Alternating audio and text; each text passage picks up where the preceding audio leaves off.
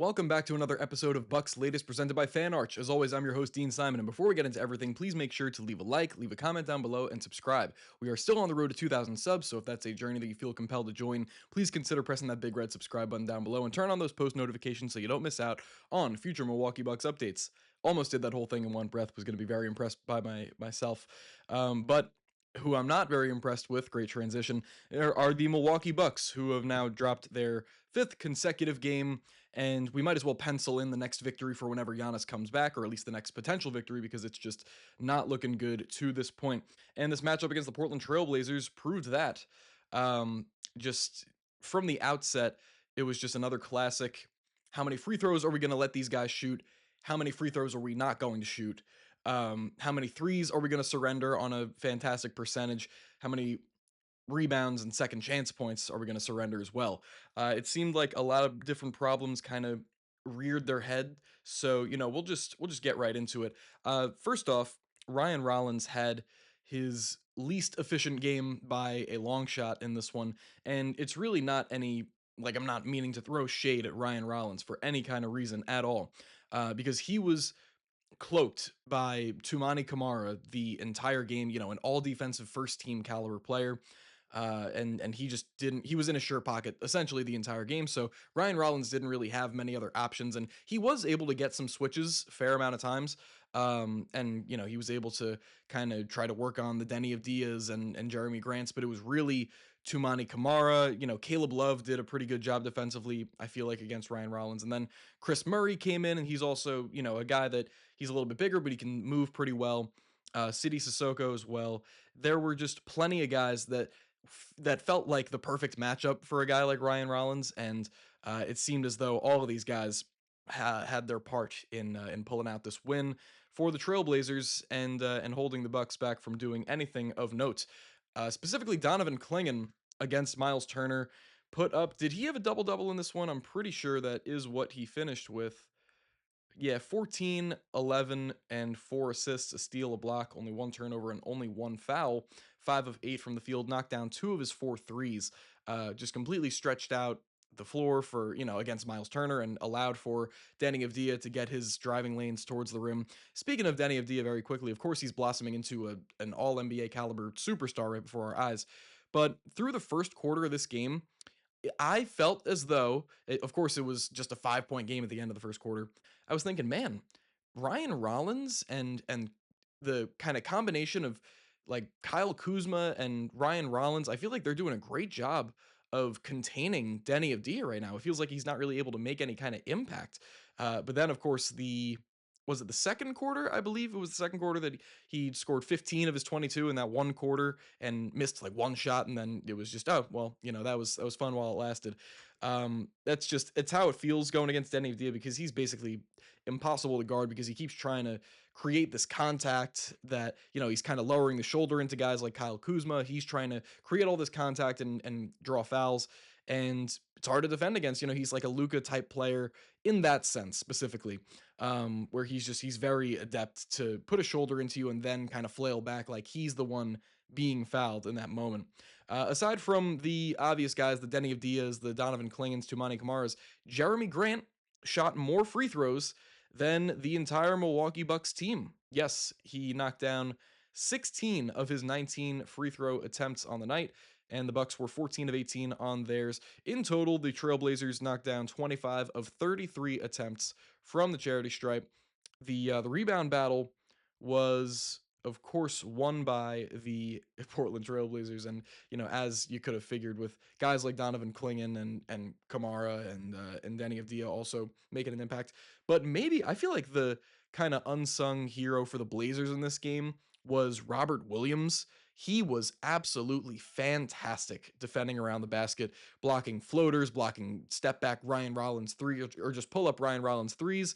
Robert Williams was everywhere, and his paint presence, his rim deterring ability, he had the kind of effect, the kind of desired effect that Miles Turner should usually have in a game like this, where you're scared to even step foot in the paint because you're thinking, oh man, am I going to hear the Robert Williams footsteps? Where is he? I need to locate him. That's the kind of impact that Miles Turner should be having. But on the other side of things, it was Robert Williams, ended with 4 blocked shots to go along with 8 points, 5 boards, and 1 steal. He was absolutely phenomenal. On the Bucks side, there were a couple of guys that received some good opportunities alongside. It was it Kyle Kuzma that started? It was Ryan Rollins, AJ. Was it Kuz or Gary Trent that started this game? I can't remember. But regardless, Jericho Sims got the start at the power forward spot next to Miles Turner. And I thought that was very, very interesting. And from the jump, he just did not really have any kind of impact in this game. Missed his only field goal attempt in a shade under 11 minutes. Did not score, I don't believe. Did not score, had 4 fouls.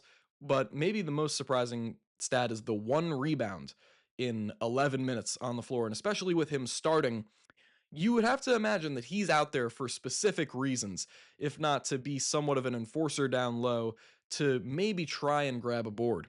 And Jericho Sims has been unable to do that. And then that was coupled with the usual kind of bad hands kind of plays where he's not able to catch lobs, he's not able to catch passes rolling to the rim. The same kinds of things that, that plenty of Bucks fans have been complaining about for a good while. But, aside from the Jericho Sims minutes where he just wasn't really a factor, there was also the Ajax minutes where he wasn't really a factor. 1 for 5 from the field, 1 for 4 on threes. He knocked down, I think it was his first attempt from 3 early on, and then he just could not get anything going.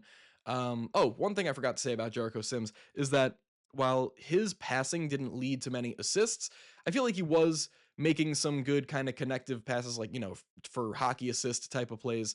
It seemed at least that Jericho Sims, it seemed like his head was like in the game a little bit more, and he felt like he had a place within the offense. Maybe he wasn't able to make that much of an impact, but it felt like he kind of knew where to be a little bit more often and kind of knew what the next decision was. And actually, I kind of misspoke before. I felt like not the tandem of Ryan Rollins and Kuzma did a good job defending of D at first. It was Gary Harris and Kyle Kuzma kind of switching off responsibilities, and Gary Harris just had amazingly active hands against Denny, and he was in his shirt pocket for the brunt of the first half. But of course, we saw how things ended. But Gary was kind of serviceable on both ends of the floor, even though he didn't take a shot in this game. You could just feel his impact and his presence on both ends as just like this kind of sage, like old wise veteran guy. And in his 17 minutes, that's really all you could ask for. Aside from those guys, though, Bobby Portis and Cole Anthony gave the Bucks amazing efforts off the bench. Bobby, of course, started red hot from 3, like he just could not miss. He started, I think it was 4 for 5 from 3, and then he just did not attempt any more threes, but he was trying to do more of his work in the post, like kind of little turnaround hook shots as he's accustomed to doing, and mid-range pull-ups. Finished 9 for 15 in this one, hit, again, 4 of his 5 threes for 22 points and 6 rebounds off the bench in 26 minutes. But Cole Anthony as well, he had a much more effective game with regard to diving to the basket and, trying to get things going downhill and then pulling up for those mid-range shots. Those kinds of like fadeaway middies that weren't falling in the games previous, they were falling tonight and in droves. He missed all 4 of his threes, but he made all 8 of his 2-pointers, which for a guy like Cole Anthony, where obviously he's not the biggest guard and he has a kind of interesting shot diet, 8 of 8 on 2-pointers is wildly impressive in 17 minutes of play. What were the final counted stats? 16 points, 2 rebounds, 2 assists, 2 steals, and a block with 3 turnovers for Cole Anthony. But of course, the offense just got completely stagnant in the third quarters. I feel like things have kind of gone downhill for this team specifically, and it was really no different in this one. I really cannot get over the fact that I looked through the box score to kind of get this through my head and to kind of count these things out. Through 3 quarters, the free throw disparity for the Blazers and the Bucks was 31-8 in terms of attempts. That just can't happen. If you're trying to be a good competitive team, that just cannot happen, and there's not really any other way to explain that. But the overall free throw disparity again was the the Trailblazers shot 15 more free throws, and Jeremy Grant, of course, 19. I think he had 10 or 11 free throw attempts maybe in the first quarter or the first quarter and a half. And those things just cannot happen if you're trying to win NBA basketball games, especially with arguably the best player in the league out. But the schedule doesn't get any better. As I've said previously, I keep trying to drive this point home that this is arguably, like, if you look at the rest of the schedule, this could have been the Bucks' most important stretch of the season. And the fact that it has not resulted in a single win, of course, you're going against the Cavs, and soon to come, it will be the Knicks and the Pistons and the Trailblazers and all these teams that are ultra competitive and have these superstar guys that you just can't really hold down. um, you need to pull out at least one impressive win without Giannis to kind of, if anything, give him confidence that, like, oh, when I come back, I'll have something to work with. Like, these guys proved that they can beat Team X, who's going to be at the top of the conference later this year. That's going to give me kind of an added bit of oomph to, to really assert myself. But obviously, we know that that's how Giannis is going to be regardless. But the Miami Heat, winners of 5 straight games after the loss to the Pistons, who are now winners of 13 straight as of tonight. The schedule just does not get any better. The big test now will be for Ryan Rollins, Norman Powell, who has really turned things up and has been on fire, especially as of late. But he's really having an all-star caliber season so far.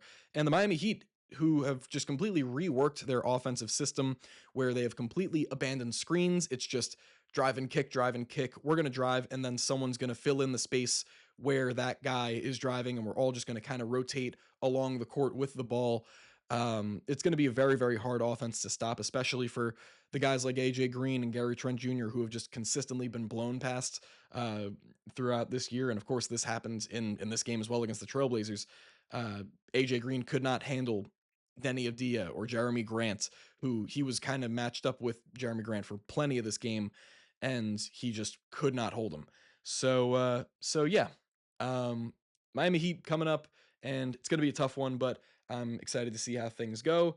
Bucks need to pull out a win against one good team during this stretch, if anything, to stay afloat, because now they're on the outside looking in. Of course, we're less than 20 games into the season, but I believe they're under 500 now at 8-9, 8-10 actually. So um, not looking good. The 11th seed in the Eastern Conference right now, but hopefully things will pick up and they'll have a chance for kind of not retribution against the Heat, but just to prove that they're somewhat on the right track, even though they're missing their captain. But anyways, that'll be it for me today. Thank you very much for tuning into yet another episode of Bucks Latest, presented by Fan Arts. Once again, I've been your host, Dean Simon, and before you leave, make sure you leave a like, leave a comment down below, and subscribe. Also, turn on those post notifications so you don't miss out on future episodes. All right, I will see you guys in the next one. Go Bucks.